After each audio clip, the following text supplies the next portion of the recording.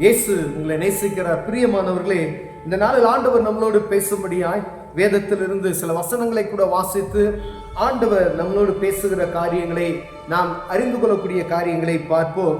அது மத்தேயுவின் புஸ்தகம் 3வது அதிகாரம் 2வது வசனம் இப்படியாக சொல்லுகிறது: மனம் திரும்புங்கள், பரலோக ராஜ்யம் சமீபித்திருக்கிறது என்று பிரசங்கம் பண்ணினான்.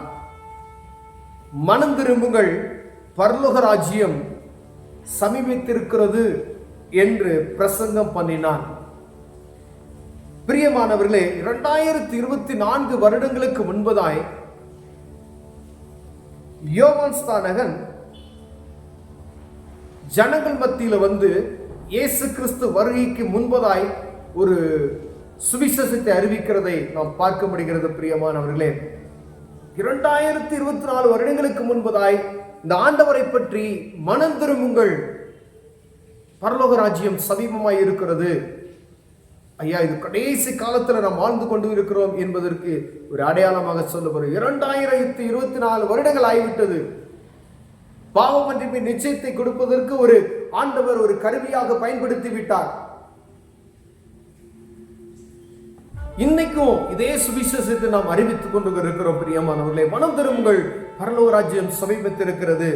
அநேகர் வந்து என்ன செய்றாங்க, அவங்க பாவ மன்னிப்பு எடுத்து ஞானஸ்தானம் எடுக்கிறதை நாம் பார்க்க முடியுது. அப்பொழுது எருசலேம் நகரத்தாரும் யூதேயா தேசத்தார் அனைவரும் யோர்தானுக்கு அடுத்த சுற்றுப்புறத்தார் யாவரும் அவனிடத்துக்கு போய் தங்கள் பாவங்களை அறிக்கையிட்டு யோர்தான் நதியின் அவனால் ஞானஸ்தானம் பெற்றார்கள். தங்கள் பாவங்களை அறிக்கையிட்டு யோர்தான் நதியிலே ஞானஸ்தானம் எடுத்தார்கள் என்று வேதம் சொல்லுகிறது. இப்ப நடக்கிற காரியம் கிடையாது. 2024 வருடங்களுக்கு முன்பதாய் யோவான் அநேகருக்கு ஞானஸ்தானம், எல்லா ஊரும் அதை சுத்தி இருக்கிற ஊர்கள், எருசலேம் நகரத்தார் மாத்திரமல்ல, அதை சுத்தி இருக்கிற எல்லா ஊர்களும் இருந்து வந்தாங்க. அவங்க பாவங்களை அறிக்கை செய்தார்கள். பாருங்க, ஆண்டவர் ஒரு எழுப்புதலை அந்த நாட்களிலே வைத்திருந்தார். அந்த சுவிசேஷத்தை அறிவிக்கும்படியாய் அந்த நாட்களில் வைத்திருந்த எழுப்புதல் இதுவும் ஒன்று என்று சொல்லலாம்.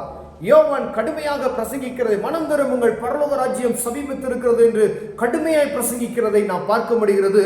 ஜனங்கள் குத்துண்டவர்களாய் தங்களுடைய பாவங்களை அறிக்கை செய்து மூழ்கி ஞானஸ்தானம் எடுக்கிற ஒரு சூழ்நிலை அந்த நேரத்தில் உண்டாகிறது. பெரிய அநேகர் வருகிறார்கள். இயேசு கிறிஸ்துவும் அவரிடம் ஞானஸ்தானத்தை பெற்றுக்கொள்கிற அந்த காட்சி நமக்கு தெரியும், வேதத்தில் எழுதி இருக்கிறது. பிரியமானவர்களே, அதுல பாருங்க, பரிசேயரிலும் சதுசேயரும் அநேகர் தன்னிடத்தில் ஞானஸ்தானம் பெறும்படி வருகிறதை அவர்கள் கண்டு, அநேகர் பரிசேயர் சதுசேயர் சொல்லப்படும் அநேகர் அவரிடத்துல ஞானஸ்தானம் எடுக்கிறதுக்கு வராங்க.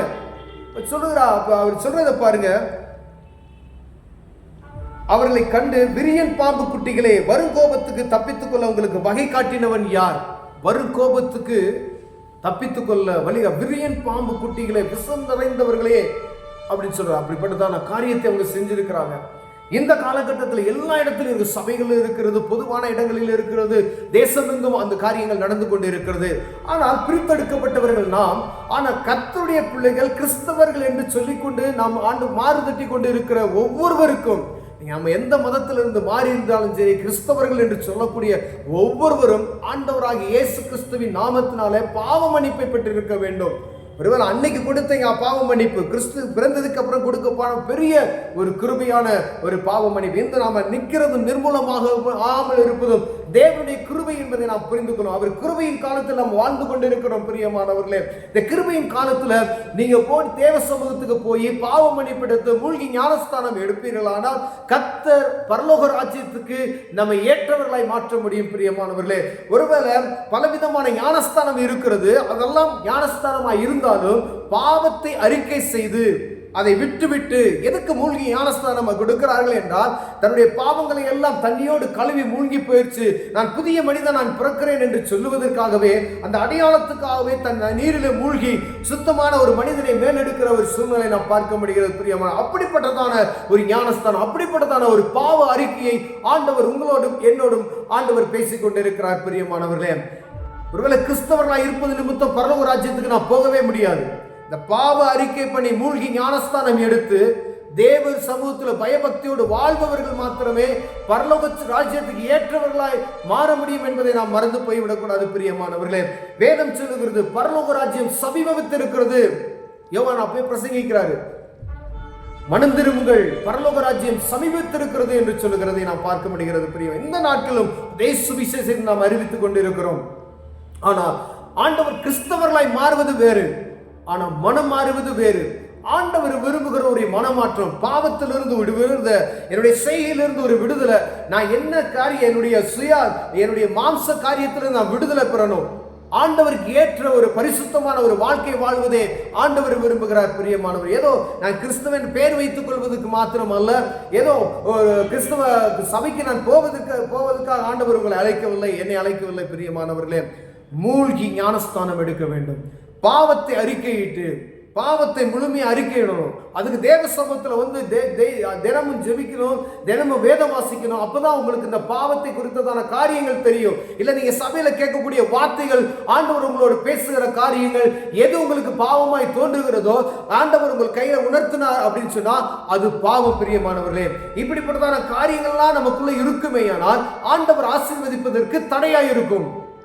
அப்படின்னா என்னென்ன காரியம் நமக்குள்ள இருக்கிறது என்பதை பார்த்து ஆண்டவர் சமூகத்துக்கு போவதற்கு, ஆண்டவர் இந்த காலெல்லாம் நான் பாவம் அறிக்கையிடணும், முதல்ல நீங்க தேவ சமூகத்தில் தனிமையா ஜெபம் செய்து ஆண்டவர் உங்களை மூழ்கி ஞானஸ்தானம் எடுக்க சொல்லுகிற இடத்துல நல்ல ஒரு சபையில போய் நல்ல ஒரு போதகர்கிட்ட மூழ்கி ஞானஸ்தானம் எடுங்க.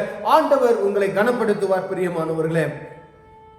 இது கடைசி காலமா இருக்கிறது, கடைசி காலமா இருக்கிறது. மனம் திரும்புங்கள், பரலோக ராஜ்யம் சமீபித்திருக்கிறது பிரியமானவர்களே. யோவான் அன்னைக்கு பிரசங்கி பண்ணாரு. இன்னைக்கு அநேக ஆயிரக்கணக்கான லட்சக்கணக்கான கோடிக்கணக்கான ஊழியர்கள் பிரசங்கித்துக் கொண்டு இருக்கிறார்கள். ஒரே காரியம்தான், மனம் திரும்புங்கள், பரலோக ராஜ்யம் சமீபித்திருக்கிறது. ஒரு அற்புதம் நமக்கு ஆண்டவர் செய்திருக்கிறார். ஆண்டவராக இயேசு கிறிஸ்து நம்முடைய பாவங்களை மீட்கும்படியாய் இப்ப நம்ம அவருடைய சொந்த இரத்தத்தை சிந்தி நம்முடைய பாவங்களை கழுவி சுத்திகரித்திருக்கிறார். நீ எப்படிப்பட்ட பாவியாக இருந்தாலும் சரி, இயேசுவை நோக்கி நீங்க பார்க்கும் பொழுது அவர் பாவத்தை மன்னிக்க வல்லமையுள்ளவராக இருக்கிறார் பிரியமானவர்களே. இயேசுகிட்ட வரலைன்னா பாவ மன்னிப்பே கிடையாது. அவர் இல்லாதபடி பாவ மன்னிப்பு கிடையாது. அவர் இல்லாதபடி பரலோக ராஜ்யத்துக்கு ஒருவனும் உள்ளே நுழைய முடியாது பிரியமானவர்களே. இயேசு கிறிஸ்துவின் நாமத்தில் மாத்திரமே பாவத்தை மன்னிக்க முடியும். எந்த ஒரு தனிப்பட்ட மனிதனோ எந்தப்பட்ட மிருகத்தினுடைய ரத்தமோ பாவத்தை மன்னிக்க முடியாது என்பதை நீங்களும் நான் அறிந்து கொள்ள முடியும். ஆண்டவர் உங்களோடு என்னோடு பேசிக் கொண்டிருக்கிறார் பிரியமானவர்களே. கண்களை மூடுவோம். அன்பின் தகப்பனே, மனம் திரும்புங்கள், பரலோக ராஜ்யம் சமீபத்திருக்கிறது. இந்த வசனம் எங்க காதுகளை துணிக்கிறது ஆண்டவரே. எங்க இருதயங்கள் ஆண்டவரே திருக்குள்ளதாய் இருக்கிறது. ஆண்டவரே, எங்க இருதயங்களை சுத்திகரித்து பாவத்தை அறிக்கையிட்டு ஞானஸ்தானம் எடுத்து கிறிஸ்துவுக்காய் வாழுகிற ஒரு மனப்பான்மை எங்களுக்கு வைப்பீராக நாங்கள் ஜெபிக்கிறோம். இயேசுவின் நாமத்தில் பிதாவே, ஆமென், ஆமென்.